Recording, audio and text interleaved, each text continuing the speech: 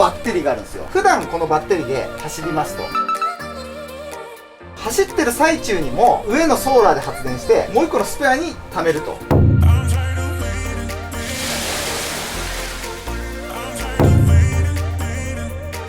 ただ野里岬を出たら最初にいきなり峠、誰でもできることやっても意味ないでしょ。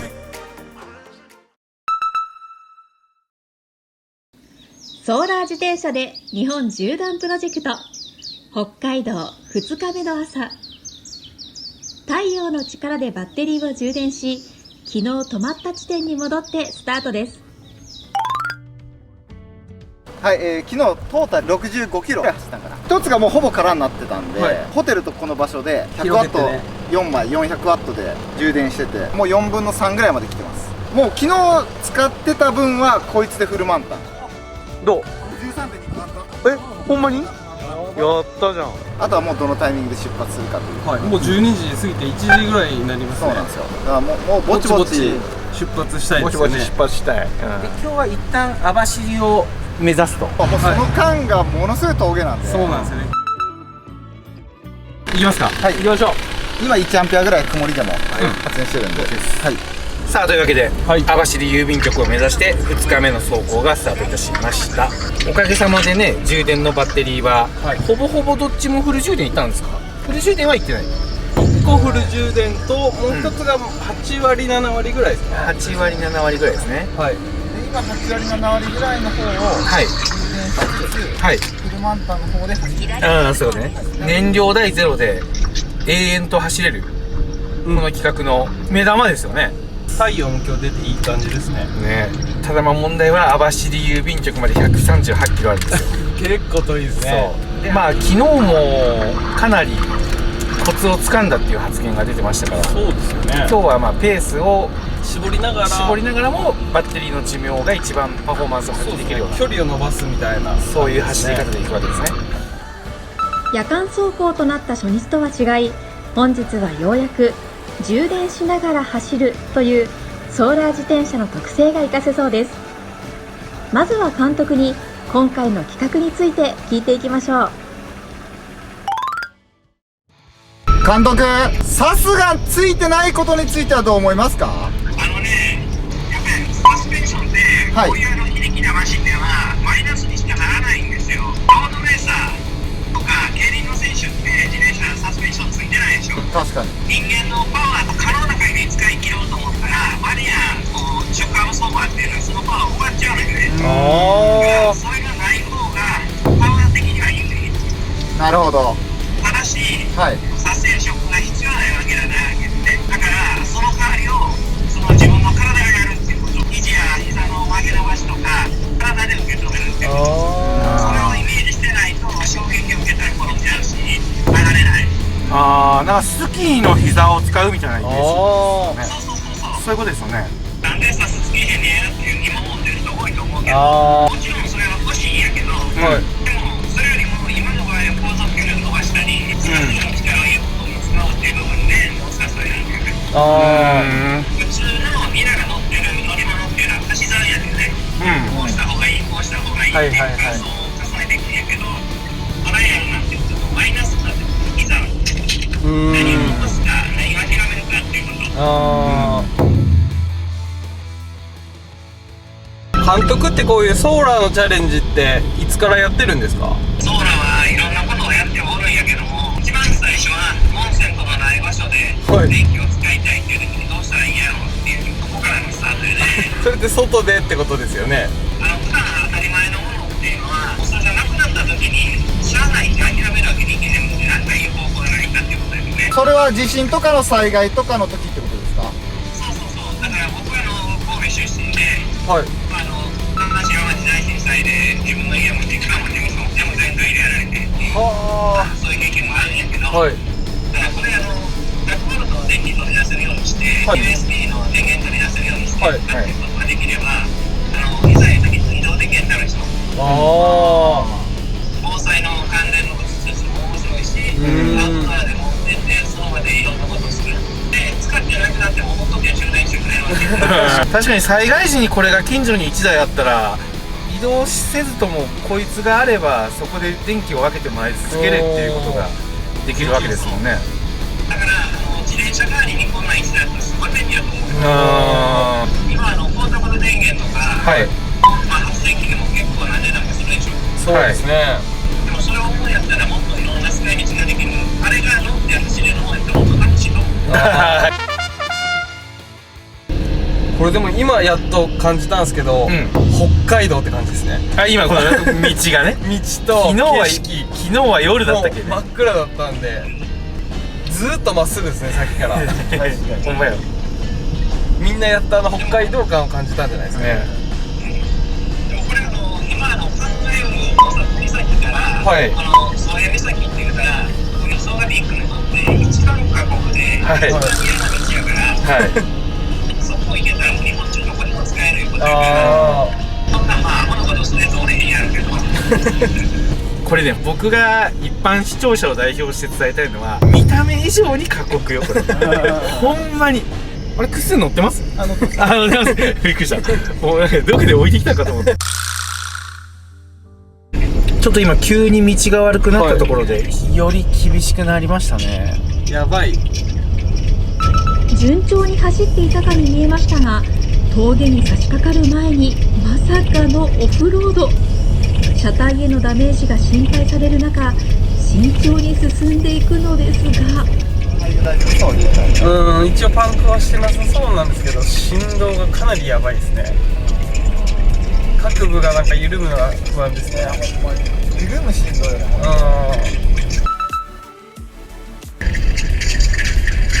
よっしゃー、見事に無事抜けました。オフロード抜けました。監督、今車体の状況はどうですか？バンクせえへんかもってハラハラしてたんやけど、はい、オフロードの上り坂やから、はい、タイヤの温度が上がるはずやねん。あちょうどだから、はい、アスファルトが濡れてるから、はい、走っててよかったんじゃない？どっか緩んだりした感じはないですか？ちょっとガシャガシャ言ってたけど、今のところは大丈夫かな。点検した方がいいと思う。さあ、だいぶ日が落ちてきました。日没まではあと30分。こっから確かに山が見えますね。あれ越えてくってこと？そういうことだね。ほんまに？結構やばいですね。今時刻が17時26分。あと400メートルで一旦、休憩を。山道の入り口に。400メートルとちょっとですね。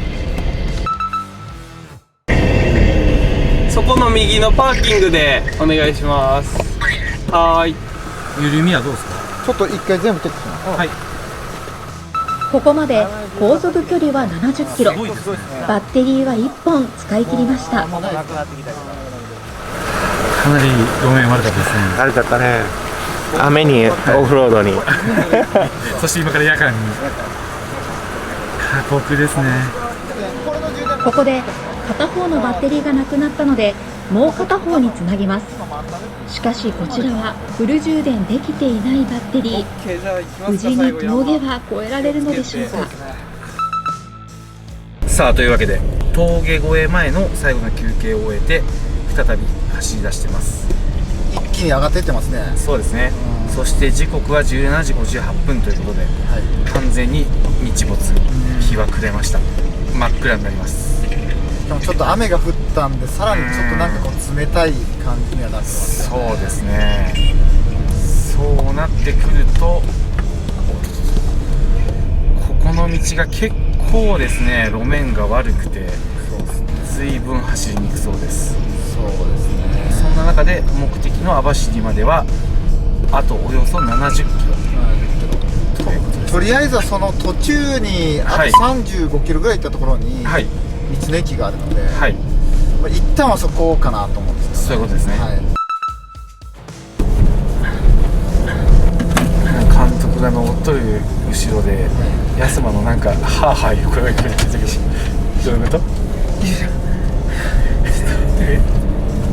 一生懸命頑張ってるね。安間のステージ頑張ったの。何でしょう。雨取れて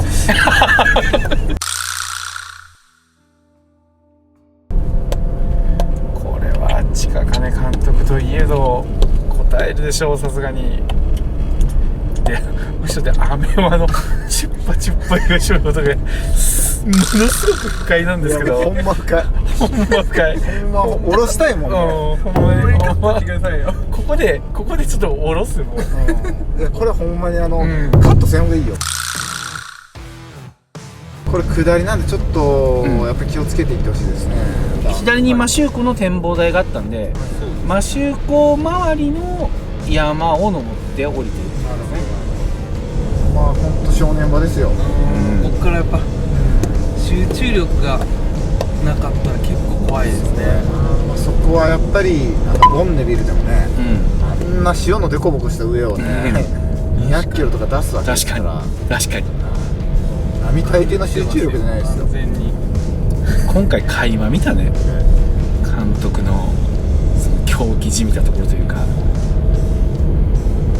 今日なんかちょっと、背中がいつもよりちょっと若干寂しい感じがああ、スピード結構持ってきたね。30キロ出てますね。下りはやっぱり出るけど安全に行ってほしい。綺麗に曲がる。僕あんな曲がり方じゃなかったじゃないじゃないですね、やっぱりね。まあ、ただこういうカーブがなかった。しか左しか左しか。あ、お前おった。逃げた。今あそこに避難した避難した。いや一番俺が怖かった今マジ陽気止まってますね、もう。すごい峠を越えて目的のチェックポイントまで来ました。はい。じゃあピットインということで、ピットクルーの2人が動くわけですね。僕ねここ好きなんですよ。こう近金監督が止まって2人がバッて降りてってこう車体をチェックしてでこうなんか直していくじゃないですか。あっこでたまらんもんですよね、ほんまに。かっこいいんですよ。悔しいけどいつもはねしょうもない2人がですよここだけで。ああバッテリー残り1か、残り40キロ。どうでしたか監督、峠は。峠どうでした？長かったですよね。長かった。さすがにきついですよね。寒かった。死ぬかと思ったらもう残り3ボルト分だけん、まあギリギリ届くか届かんか。ちょっと怪しい。ちょっと怪しい。かなり際どい。ちょっとなんかあったかいもの探してください。ああそうですね。本当にちょっとあったかいもん、はい一回休憩しましょう。旅のね、今疲れを癒すために、足湯に来てちょっとリラックスしてるんですけど、監督は今監督はね今あっちでガチモンのお風呂に、温泉に。まあ峠越えが結構冷えたんでね。そうですこれねね。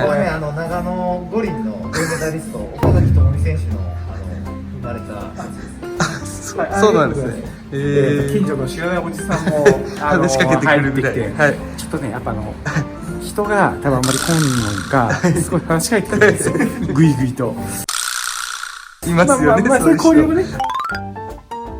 いや、お疲れ様です。お疲れ様です。今日はやりきった感あるね。どうですか監督？やっと峠越えたね。今回の旅の最大の難所と思われた峠越えを見事果たした近金監督。大きなトラブルもなく一安心。北海道の食を楽しみ、ホテルに戻って明日に備えます。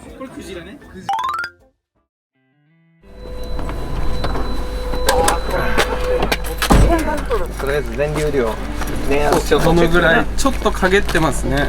あ言っても50ボルトぐらいいっとるわ。おおすごい。 47.6。あーきついですね。じゃあ普通に今日はメンテナンスをしてそうですね。我々は今日の便に帰ると。そうですね。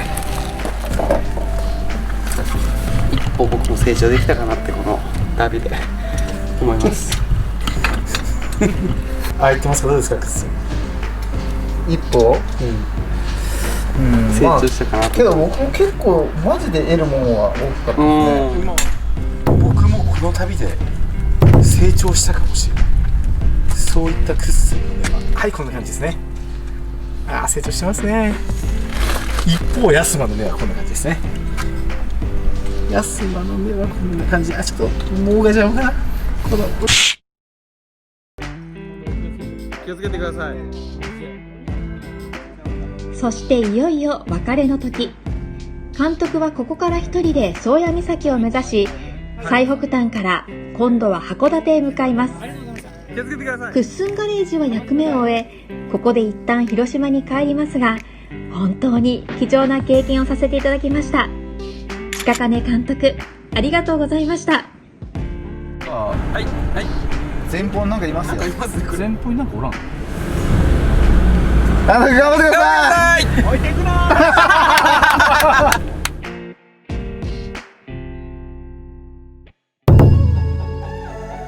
結構やっぱ車体にガタができてるらしいんですよね。